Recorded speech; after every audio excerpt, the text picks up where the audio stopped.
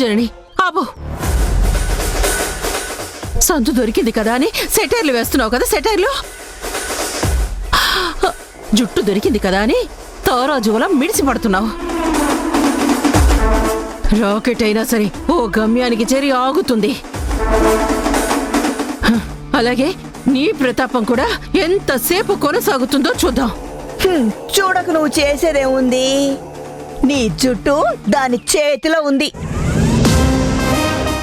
3 ఊపులు 6 పిడిగుద్దులు గుద్దకుండా వదులుతుందా?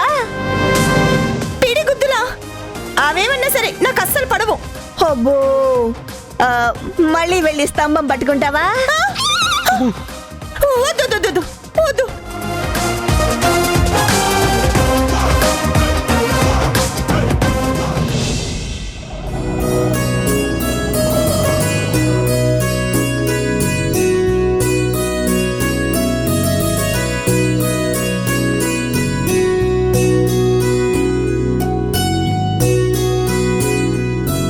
అమ్మా వెళ్దామా?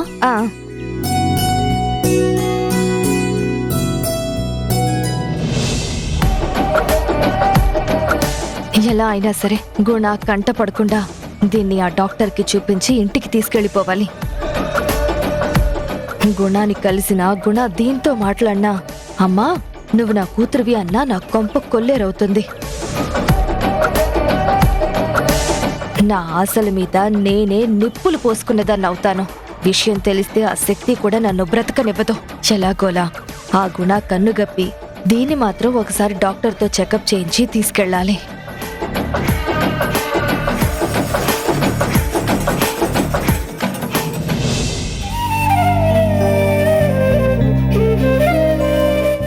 ధరణి నా కన్న కూతురని తెలిసిన దగ్గర నుంచి తనని పదే పదే చూడాలని నా మనసు లాగుతూ ఉంది.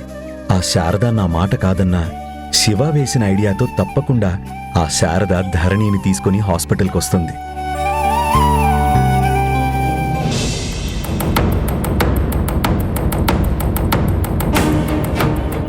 మేడం మీరా?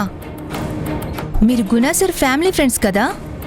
మొన్నే కదా సార్ చాలా ఇంట్రెస్టింగ్గా ట్రీట్ చేసి డిశ్చార్జ్ చేసి పంపించారు. ఇప్పుడు ఎలా ఉన్నారు? గుణ గారిని కలవడానికి వచ్చారా? మీరు ఇక్కడే వెయిట్ చేయండి, నేను సార్ని తీసుకొని వస్తాను. వద్దమ్మా, గుణా సార్ని మీరేం పిలవాల్సిన అవసరం లేదు. మేము గుణా గారిని కలవడానికి రాలేదు. దీన్ని ట్రీట్ చేసినప్పుడు ఇంకో డాక్టర్ ఉన్నారే, దీన్ని డిశ్చార్జ్ చేసి పంపించారు. ఆయన్ని పిలవండి, ఆయన్ని కలిస్తే చాలు. ఓ, డాక్టర్ ముకుందం గారా? ఓకే సరే, మీరు వెయిట్ చేయండి, నేను చెప్తాను.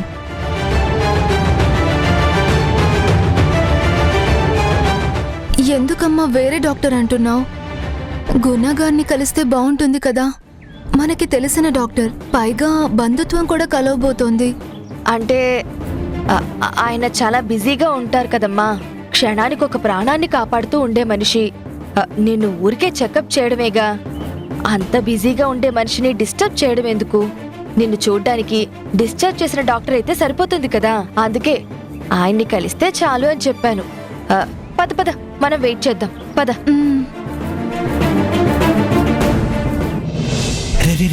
గుణ, ధరణి వచ్చిందిరా.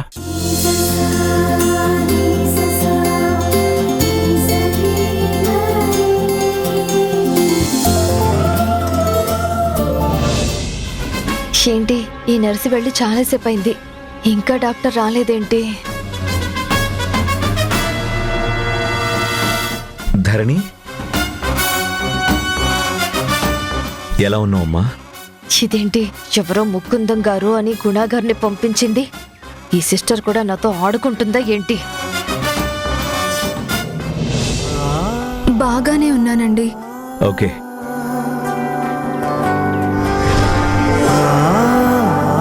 అయ్యో, మీరొచ్చారెందుకండి?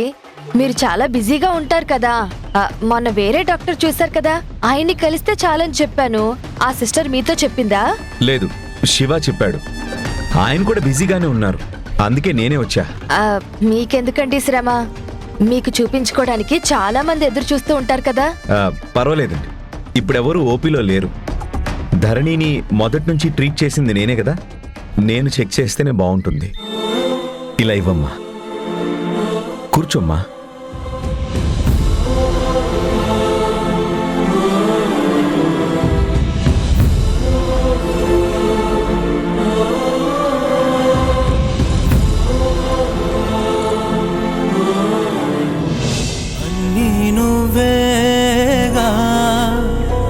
నా ప్రాణం నువ్వేగా, అన్నీ నువ్వేగా, నా ప్రాణం నువ్వేగా,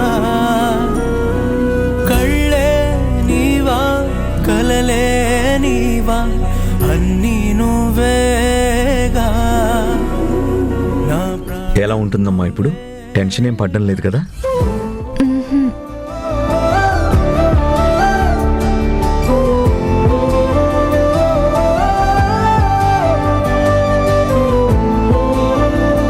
అందరికీ ఇవ్వు. తీసుకోండి తీసుకోండి తీసుకో తీసుకోండి. వద్దండి. నువ్వు వెళ్ళు. తీసుకోమ్మా. అయ్యో వద్దండి. మొహమాట పడకు. ఇది నా హాస్పిటల్. నువ్వు నాకు కావాల్సిన దానివి. నిన్నటిదాకా ఇక్కడుండి ట్రీట్మెంట్ చేయించుకొని వెళ్ళిన పేషెంట్వే కదా. పర్వాలేదు, తాగు తాగు. నేను తాగుతానండి.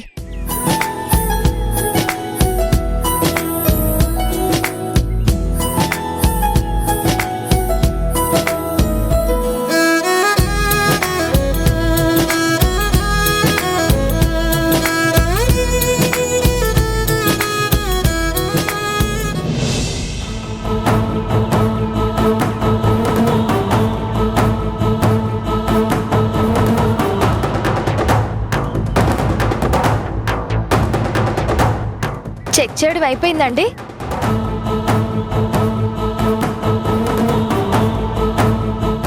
ఏమైనా మందులు రాసిస్తారా? మేము త్వరగా వెళ్ళాలి. ఈవిడెందుకు కంగారు పడుతుంది? ధరణి గుణతో ఎక్కువసేపు ఉండకుండా చూడాలని చూస్తుంది. ఈవిడికి నిజమేమన్నా తెలుసా?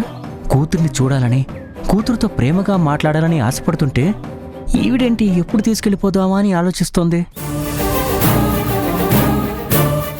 ఈవిడ్ని ఇక్కడ ఉంచడం అంత మంచిది కాదు.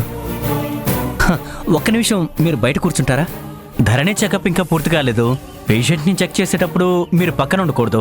ప్లీజ్ ప్లీజ్ బయటికి వెళ్ళండి.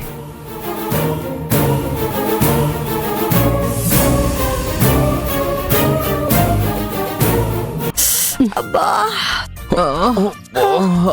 అయ్యో నొప్పి. అమ్మా అమ్మా.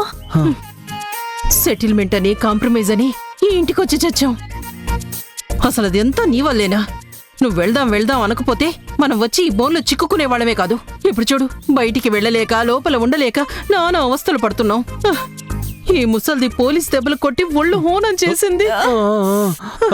పోలీస్ దెబ్బలు కాదంట, మిలిటరీ ట్రైనింగ్ అయిందంట. నీ బొందైంది. అది చెప్పడం నువ్వు నమ్మడం. మొత్తానికి కీలెగిరి వాత పెట్టినట్టు కీళ్ల మీద కొట్టి చంపుతుంది. నీ చేతులు పొడిపోను.